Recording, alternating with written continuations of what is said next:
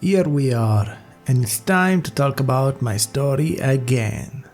Ciao everybody, I'm your big bro Kanetsu, and welcome back to the monologue Thursday. This is part 3 of the recap of my life.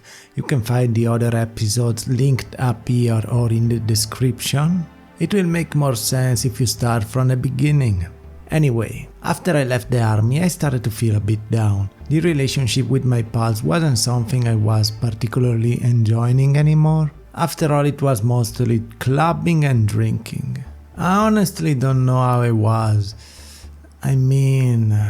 Looking back and thinking about clubs, I get some disgust. I was just inside this huge place full of people with loud music, and I always felt alone inside those places. It was like being surrounded by ghosts. There was no human interaction, and I don't know if I was avoiding people or they were avoiding me, but maybe I was too drunk to even notice. One time I spent most of the time watching Spirited Away on the screen at the club.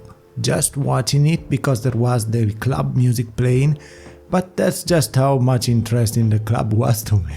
I guess we thought that was how you're supposed to have fun. What else could you do other than go to a bar? We also used to go on vacation to the Rimini Sea, but that was just a clubbing vacation. I don't really have many memories of those times, but I guess I can't blame anyone for that. After all, I wasn't imposing my needs and I wasn't even thinking I had any. I was just tagging along because I didn't want to be left out. And after a while I took a break from socializing, because playing games was more fun than anything I was doing. Final Fantasy X was out. I had finished the game, but I didn't finish it completely. There was a lot left to do and a lot of items to farm. So with a notebook in one hand and a controller in the other, I started to grind for more spheres. I had my favorite music on the stereo and my favorite game on the screen. I was in heaven. Mind you, only during the weekends because I was going to work during the week. But I was having a lot of fun, even if I wasn't doing anything special. But I was feeling more alive than clubbing. I don't know why, but the only nostalgic moment I have is this. Me playing Dragon Quest VIII with Bon Jovi and No Doubt on the stereo.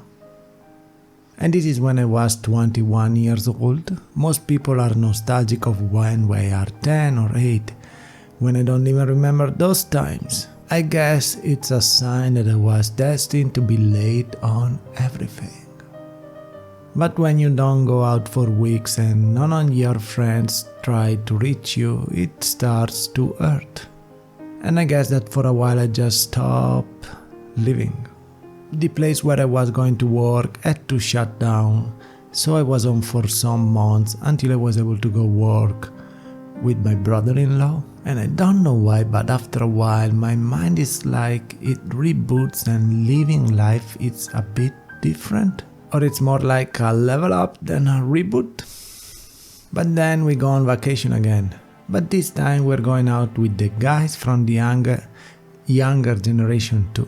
The church used to organize a vacation for the teens and the families. So we decided to go and meet them for the weekend. I wasn't particularly thrilled to go and meet a bunch of kids at first, but I did my part to show them around the clubs, and it was nice to be around new people. Especially when I finally met someone with my same interest again. I was surprised to find a guy that was interested in listening to me explaining Guilty Gear after a night at the club. It was like there was hope again. I wasn't going to be alone for long. I have to say that the younger generation was definitely more lucky than us. We were only 5 guys when they were 10 guys and 6 girls. A much bigger and varied group. So it was a smart choice to start and hang out with them. It was a nice change of pace. It's here where I started to play the bass guitar, since we had made a small band with the new guys. Unfortunately, it didn't last long because I was working and I wasn't as free as them. Still, we went on vacation again the next year.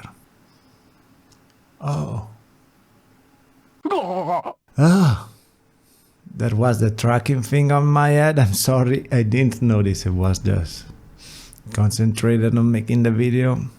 It's actually even late. I got a sore throat, and maybe it was better if I did this tomorrow, but I'm stubborn because I said I have to do everything today. Anyway, let's keep on going. Still we went on vacation again the next year. Same place, still with the church, only this time I was doing 2 weeks instead of 1 weekend. It was a lot of fun even if it was still only drinking and clubbing, but this time I had my first kiss. I was on a dance floor and the person next to me grabbed me and kissed me. I guess it was a girl. I don't really know how she looks since we just kissed and I never seen her again. In all the years I went clubbing, it only happened to me once to make out with someone. And it was quite nice, you know. Another thing we used to do was a big party at New Year's Eve. There was this house behind the church that was empty and the priest was kind enough to lend it to us. It was another night of drinking with the homies, only that this time we could stay up forever and sleep there. I remember that when my friends would make out with the girls, I would get pissed because they would leave me alone. But I never understood them at that time. Or better yet, I didn't know myself. When you are asexual, you don't really think about that stuff. Or for me, it was never an option. So I was going in the bathroom and I was going to record myself saying something depressive. Unfortunately, I've lost all my recordings. It would have been nice to listen to them again. And life was like that for a while. There was a period where we used to play Yu-Gi-Oh! And I loved it, 10 times better than any club. But drinking beers at bars is still nice, as long as you can still talk and not shouting because the music is too loud. Then one time we crashed a birthday party by another girl, and this is always at the church house. This was the house of the parties, you know. I was so drunk and all I can remember is that I was making out with this girl. I don't remember how it started, but it wasn't very nice. She seems to enjoying me touching her, but it wasn't reciprocated, if you know what I mean. It was like making out with a wall maybe. I don't know if it was because I was drunk or because there was no involvement from her, but I was completely dead down there. It wasn't a problem since she wasn't going to touch it. And when we finished I thought, is this what guys go crazy about? I don't want to say it was horrible, but maybe it was. Sometimes I think it was kind of abusing and sometimes I think I was just drunk. But I don't know yet since I never kissed anyone after that. There was this other girl that could have been the next one. But when we are about to make out, she starts to cry. And as the good gay guy I am, I start to comfort her.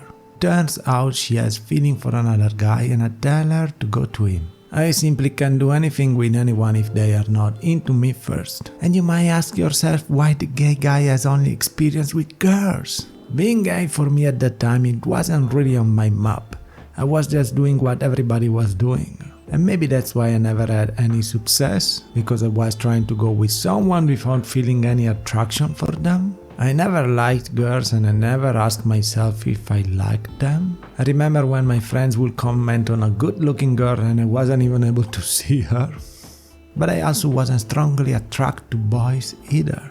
So since every guy wanted to be with a girl, I thought it was the same. The only difference is that they knew what I wanted and I didn't. And it makes me feel so stupid now, like I've been dumb all my life.